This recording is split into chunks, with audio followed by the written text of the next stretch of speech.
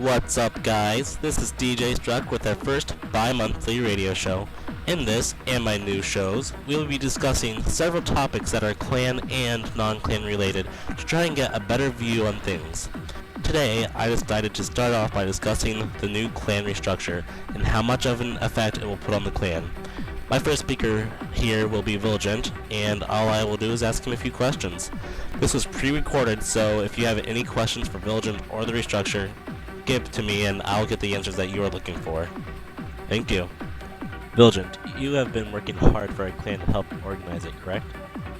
Yeah, in regards to the restructuring, that was one of the plans, but it's been one of the mentalities of ATRS since the beginning. I mean, we broke off from Hitman originally, or I broke off from Hitman, and the original people I carried over were having the same issues that I had with them, which was organizational. So when we came over and we started ATRS back up from years and years ago when I originally started it, one of the main goals was to have an organizational structure that allowed people to contact leaders, get things done, not have anybody just disappear for an extended period of time. So that was one of the mindsets that we had, but unfortunately what happened is as we accumulated members over time, things got a little bit redundant in terms of what roles could do what, and it got a little excessive in terms of the amount of ranks that we had. So the restructure really was sort of the reanalysis of what key functions the clan needed to be performing, and then sort of gearing the positions and sort of the clan overall to perform the tasks that needed to be done from the previous standpoint, but also the stuff going forward, such as the radio. So, pretty much when you started the clan, you just wanted it to be very organized.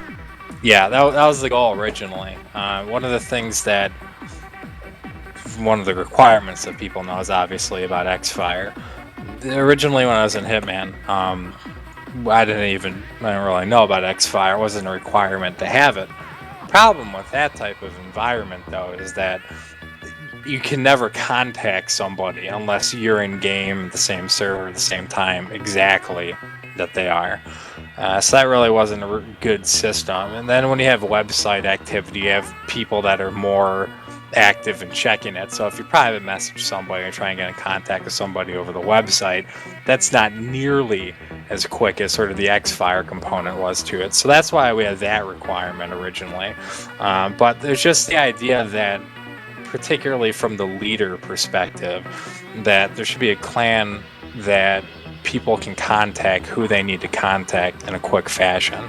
I didn't like the idea of leaders not being accessible, leaders disappearing, and just not having a good direction in terms of where the clan needed to be going.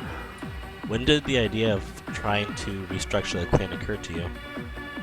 The restructure, or the idea of the restructure, has actually been in my mind for probably 6-7 months now. The issue I had with it was I didn't exactly know what direction in which I wanted to take it.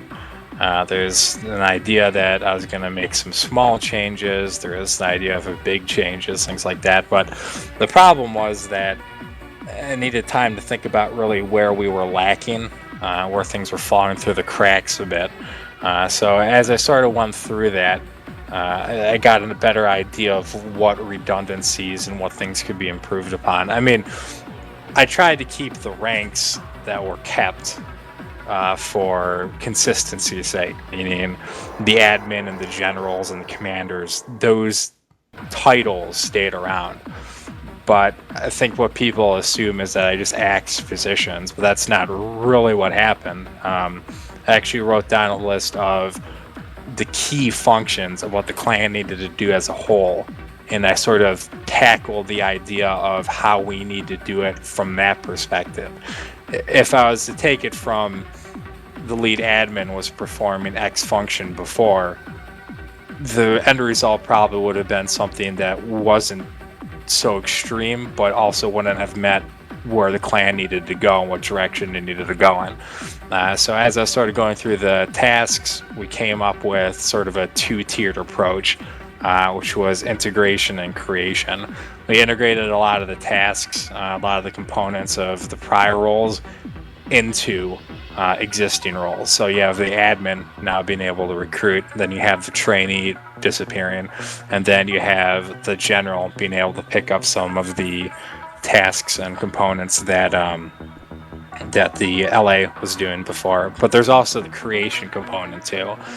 We saw, I think, really good, I say, backbone, if you will, or foundation with the event coordinators in terms of creating the events. Then we saw the DJs, obviously, for the radio, and I thought that was a good foundation. So we created the committees as well, which is sort of an independent component of the clan that the generals are in charge of, but it doesn't carry on ranks. But the focus there is to emphasize particular things that the clan needed to do.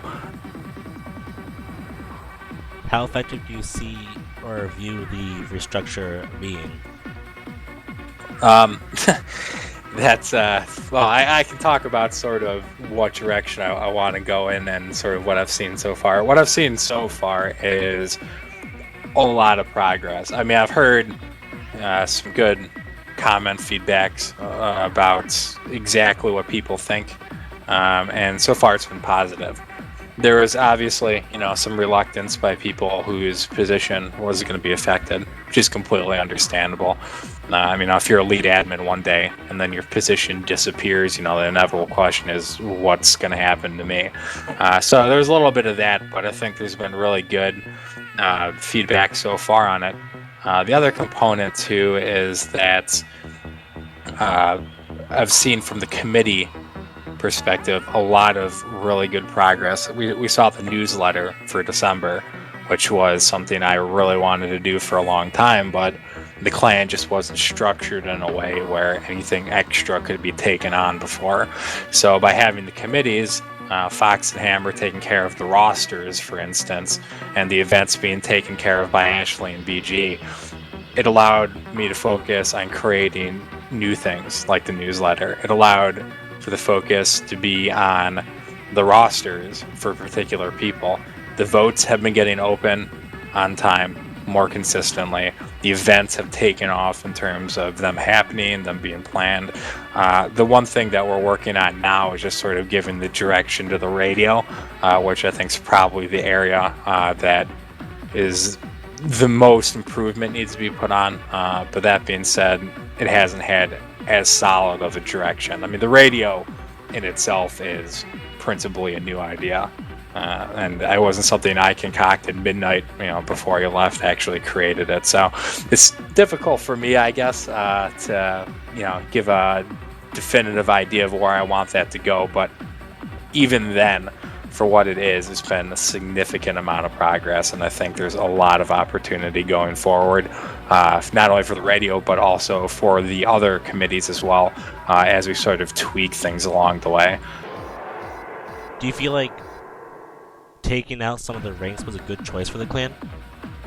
Yeah. I'm definitely, happy with where the ranks went. The trainee. Let's go through it a bit, but the trainee position really was kind of problematic. It created various issues. When you had the COD4 elimination of it, what would happen is the people in League would start putting trainee in their statuses, even though there wasn't an indication in game. So an inconsistency sort of between games of what people were calling themselves as a trainee. Yeah, the other issue too of just sort of the logistics issue of people not knowing how to put the tags in properly when they were being recruited and not updating it. There were some people that were just concerned about having a trainee rank, and it wasn't worth the issues that were coming up. The recruiter, just sort of on another component, was kind of redundant. We created the recruiter originally when the COD4 admins had Archon access, which was server admin. They typed in the commands and things like that. There's a lot to learn coming from a standard member to an admin, because you had to memorize the codes and you had to get them right. And that was a good amount of time and adapting that it took. So in itself, it was a legitimate step up. That was sort of independent of the recruiter. And the idea of the recruiter was people that are admins that want to progress further can move up. Well, with the introduction of the bot, the commands for admin are just a lot easier. I mean, the learning curve is significantly smaller. You don't have to log in, it recognizes you, and the commands are easier to understand. So there wasn't really as big of a gap between them, so it made more sense sort of to integrate those two together. And the other component was there just wasn't enough work for the LAs to warrant the separation anymore from general. So we had Neba as the only commander before, so it made sense from just sort of an organizational component to move everybody up a step. That led to the people, the leaders that were in place, maintaining their positions, just going up one. So you took out the trainee rank and you took out the recruiter rank. Now that there are only 5 ranks, would you still say that admins have a chance to rank up? Yeah, absolutely. The one of the issues I think with keeping the I guess the titles, if you will, is that there's the assumption that when you're looking from an admin to a general, the general carries the same weight it did before. It's not to say it's not an important position, but I think people look at it from the perspective of an LA still being in there. And that's really not the case anymore. The generals have the same responsibility, but they're not 2 tiers above a lead admin. So they're the next step. I'm looking for qualified people that have dedication, and have time, and have maturity, that can provide a good direction for the clan, that don't need to be babysit for the general positions.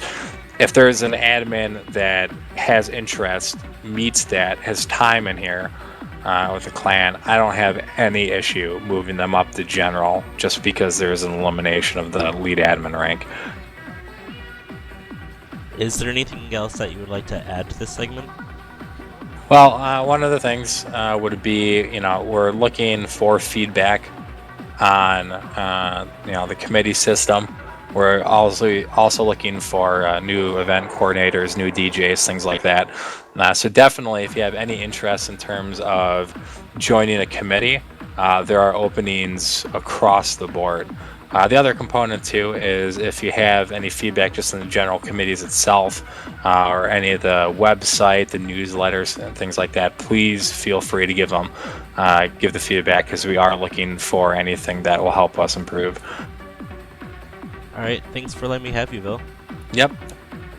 Now that we've heard a little bit from Viljant, I would like to introduce and ask a few questions to our next speaker, Neba. Neba, before we get into this, not many people know who you are or what you do. Would you like to take a moment to share with us your position? Well, I joined ATRS almost at the beginning. They were founded about 3 or 4 months. Bill and I quickly grew to be close friends, and I provided a lot of financial support for the clan, as well as most of the technical support, like for the website, the hosting. I pay for all that. I also contribute an amount every month for maintenance of our servers. And Vil, in recognition for that, made me a commander at the time. I was the only one, so he wanted me to be second in charge. Unfortunately, over the last few months, a lot of personal stuff has come up, and I haven't been able to spend as much time.